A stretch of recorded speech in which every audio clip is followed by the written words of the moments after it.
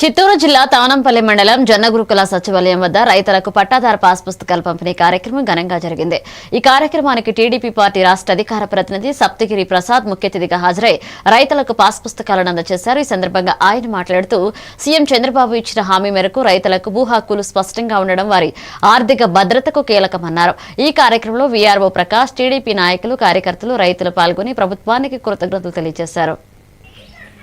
మన ముఖ్యమంత్రి నారా చంద్రబాబు నాయుడు గారి ఎన్నికల ప్రచారంలో నేను అధికారంలోకి వచ్చిన తర్వాత వెంటనే రాజముద్రతో మీకు పట్టాదారు పాస్ పుస్తకాలు ఇస్తానని చెప్పి హామీ ఇవ్వడం జరిగింది।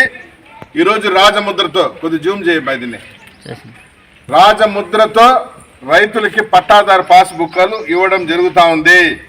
గతంలో ఈ పాస్ బుక్ జగన్మోహన్ రెడ్డి గారి ఫోటోతో ఇవ్వటం జరిగింది। మనకి మన నేల మన తాత ముత్తాతల దగ్గర నుండి వారసత్వంగా వచ్చినటువంటి భూమి ఇది, మన కష్టార్జితంతో మనం సంపాదించుకున్న భూమి। ఈ భూమి పైన రాజముద్రతో ప్రభుత్వ ముద్రతో ఉండాలి కానీ ఏ ముఖ్యమంత్రులతో వ్యక్తిగతంగా నాయకుల ఫోటోలు ఉండడానికి వీలు లేదు। దాదాపు 440 మందికి మన రెవెన్యూలో ఈ పాస్ పుస్తకాలు ఇవ్వటం జరుగుతూ ఉంది।